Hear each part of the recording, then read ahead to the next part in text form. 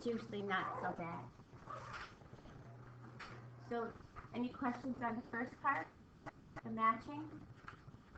And all you really had to do was put it in your calc and see which graph was which. But I kind of wanted you to kind of watch where your end behaviors are going. Like, see, this is your asymptote to find your end behaviors. Just kind of watch your end behaviors. Again, use your rules. It's the same rules we used before for your horizontal asymptotes. Instead of saying y equals, you're just going to say that's what it reaches. That's the limit that it reaches.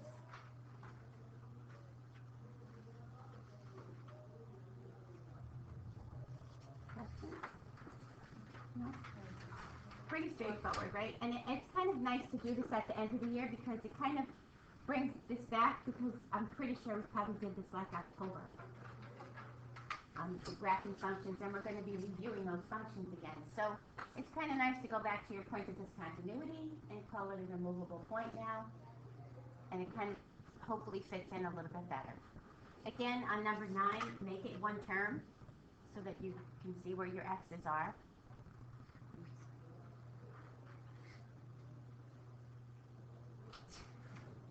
Okay. Is that my homework you're doing or something else?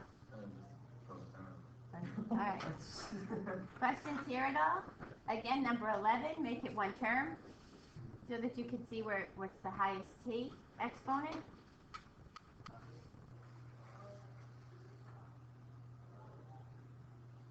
And we're good with these? Everybody good? Pretty easy one. Good. So when you made a tangent to a circle, Actually, so you're feeling better? Like a tangent, not like. I'm very confused. okay. When did we use the tangent line on the circle? You did this in geometry. You had Oh, lines of geometry. tangent. Oh, I thought you meant in this class. No. When have you ever used a tangent line? I thought you meant. So yeah. So now, so when you made a line that was tangent to this circle, what was the criteria to make it tangent? It touches in one point, and it's got to be, how do I get a tangent line? It has to be perpendicular to the radius, right?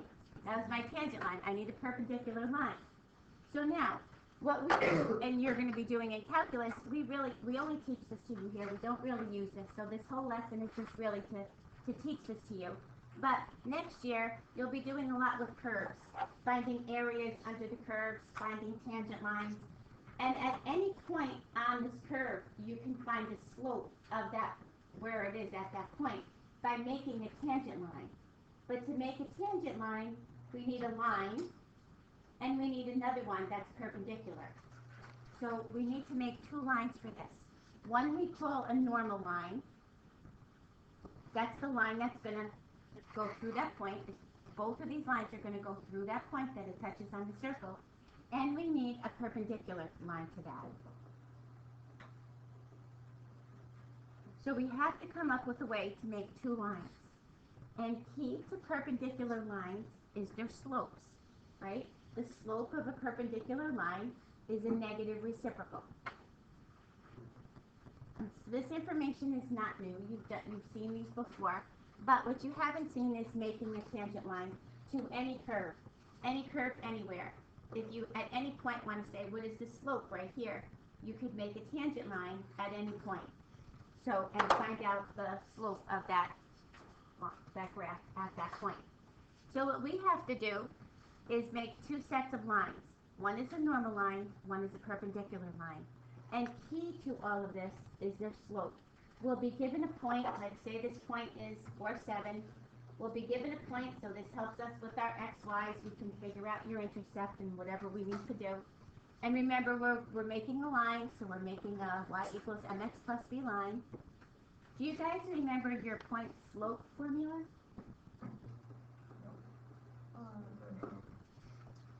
A lot of people don't teach this. So you might want to write this at the top of your paper. You can get around this by using y equals mx plus b. Remember how we can plug it all in with the x and the y, find the b, and then make the line equation? You can do that, or you can plug it into your point slope formula. I'll show you both ways. Once you get this down, it's pretty easy. Plus, since we just went through your asymptotes for your hyperbolas, isn't this kind of similar looking to your asymptote of your hyperbola? Like the y minus something, the x minus something, the slope in the middle? Yeah. So it kind of helps a little bit.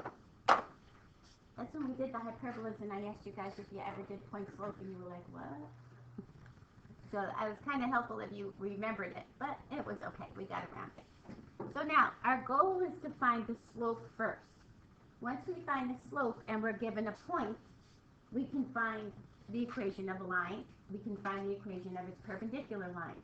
So we're going to use your difference quotient to find the slope. And the slope basically is the limit as h approaches 0. I can't put a 0 in here, right? Because a 0 would make this undefined. So therefore, our goal must be to eliminate that h. And then we can plug 0 in, just like we did your other limits. So at any point, we can find it off of this function. So we chose the point negative 2, 4. So right now, we just want to find, how do we find the slopes? So to find the slope, all we're going to do is use this in here. This is what we're going to put in here. In here.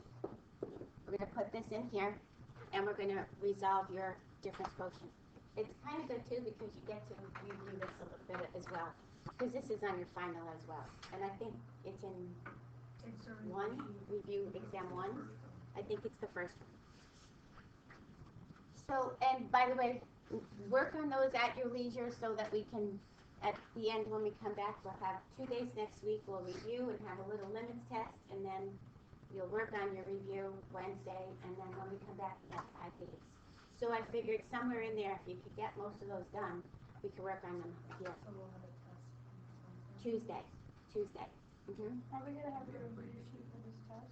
Well, we'll do a little review on Monday, but basically, this is really the one new thing that you're learning. I'll give you a little review for Monday when we come in Monday. After we go over the homework, we'll do a little review together and do a little test. Usually, let me just stop this one. All right, so let's get working on this. So we're going to take this guy and we're going to replace this, and it's a good way to do your difference quotient again. So we're going to plug this in to your square. And remember, if there was anything else here, you would need parentheses if it had more than one term. So we're going to hopefully eliminate the h in the denominator, so that, and this is how you find your slope. This is your slope. You might use a secant at one point, but we don't use it right here. So we work this out. We have to FOIL that out.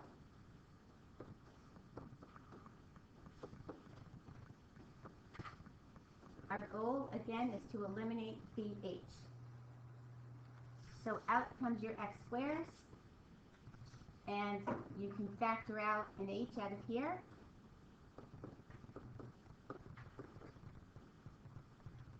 Everybody good with this so far? You can eliminate your h. So now, if we're here, and we say, I want to get the limit as h approaches 0, can I now plug a 0 in for h? So now we can plug your 0 in. So your slope is right now in the formula of 2x. So we went through your difference quotient, kind of did a little bit of a review. So your slope is in the formula of 2x. Then what we do is we take your point and we substitute in your x value. It's asking for an x. So at this point, we substitute this in. So your slope of your line would be -4. Therefore, the slope of your perpendicular line would be what? 1/4. It's negative reciprocal. So that's how we find the slope. We'll do another one of these. It's just using your difference quotient because we want to see what is the limit as h approaches 0. We cannot plug a 0 into that h. So if we do your difference quotient, we eliminate your h. Remember when I said we learned a difference quotient, but we didn't know why we used it yet? So when we do this, you always want us to put the perpendicular slope to. Well, yeah, because in the next one, we'll put the whole thing together and make the equations. Right now, I was just focusing on the difference, the difference quotient and finding the slopes of the lines. But we'll put this whole thing together. We're going to make two lines. Okay. A normal, we call this the normal line and a perpendicular line. Okay, good so far? All right. Now let's put this whole thing together. So, we have another function. And what we're going to do here is we're going to find the slope of the line first. We're going to find your slope as h approaches 0. So again, we're going to use your difference quotient, and we're going to plug into the function x squared plus 1. All this did was raise your parabola up 1. When this one will work all the way through, I think does it say tangent line on yours? After this? Okay. So, let's plug in your difference quotient.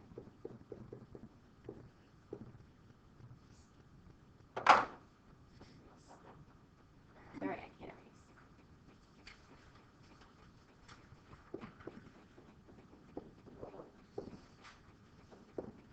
So we're going to get this equal to your slope. We're going to find this at 2 points. It's a parabola. Just picked up one. So we're going to find where 2, 5 is, where your slope is, where your tangent line is, and negative 1, 2, where your tangent line is. So remember, to find a tangent, we also need a perpendicular line, which is why we make two sets of lines. We call it a normal line and a perpendicular line. So we're going to put this into your x. Remember to square it. Remember, when you do this, this whole thing has to go in parentheses.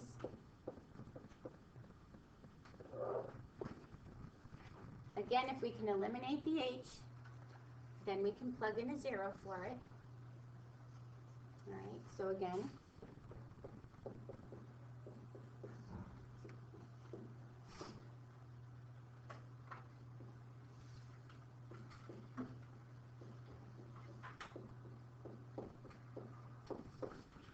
okay, so you should be able to eliminate anything that doesn't have an h in it.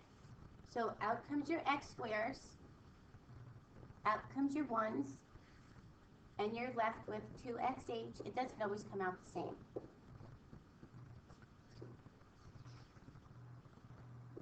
Factor out your h.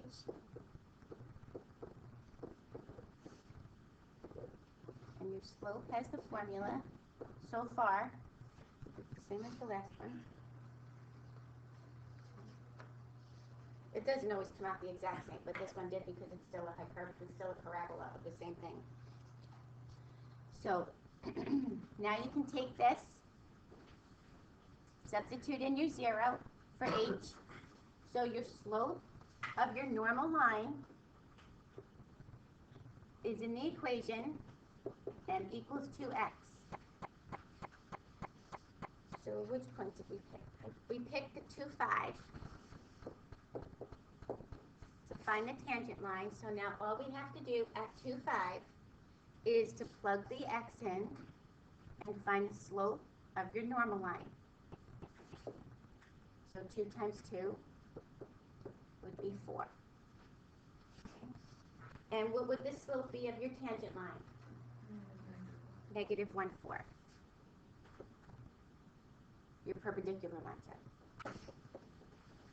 I kind of use m sub n over here, and m, and I just make a perpendicular. You can call it whatever you like, just make sure you give me 2 lines.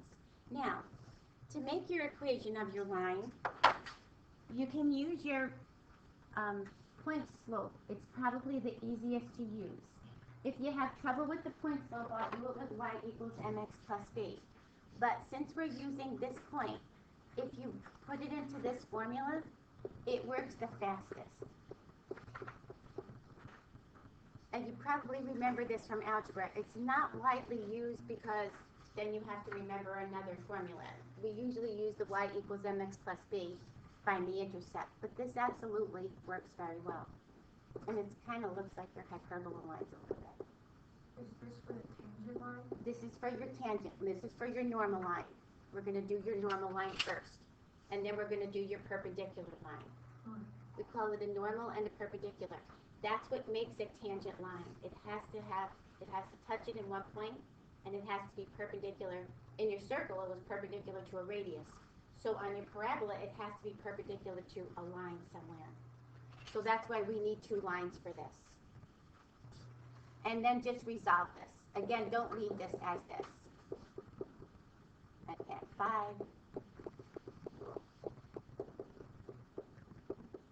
So this is the equation of your normal line.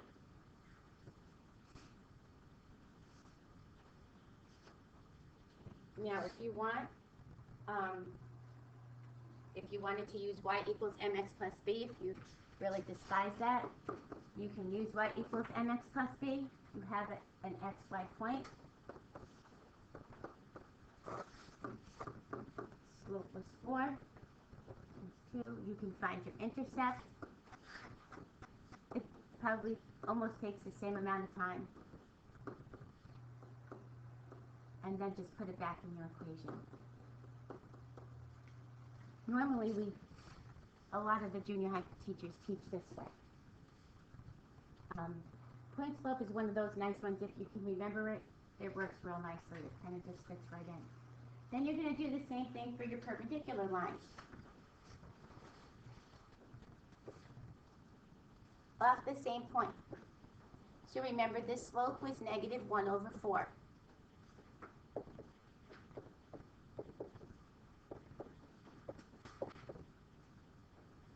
So we're going to use the same point and just use negative 1 over 4.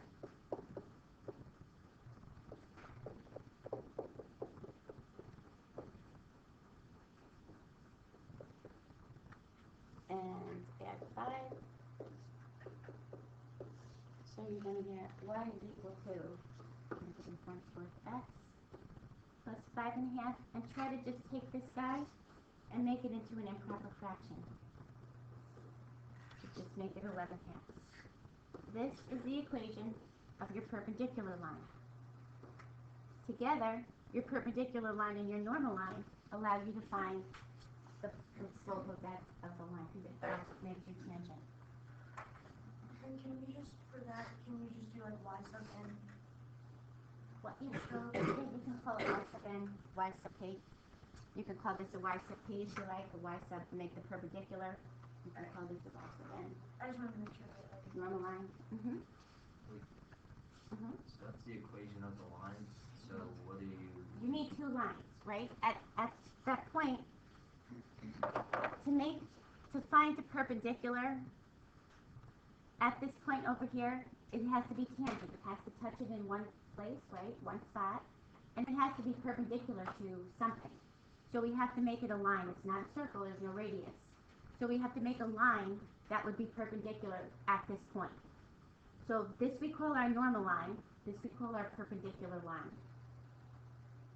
To find a tangent, in your circle, when you found a tangent, it was touching in one spot and it had to be perpendicular to the radius. So we have no radius, so we have to make another line that actually makes a right angle, if you will. To find the exact spot here, find the equation. So where they meet, we can figure it out. That wasn't your question. So you just find the slope by plugging in for the two different equations? Yeah, that's it. We just need you to know those two lines. That's all Mr. Nee asked that we teach you. He said the rest you'll learn next year. But he wants you to know this before you go to calculus. So we throw this in limits. is that the equation of the tangent line or the line? The line that meets at that point. That's what you're going to use to work with next year. So it kind of fits into the end of our limits because we do have to use your difference quotient when to eliminate the h, because we can't use that h. So the slope formula uses that, eliminates that h. So we fit it in at the end of the last lesson of limits. We throw this at you. We don't use it in pre-calc, but you will use it in calculus. This concept. Um,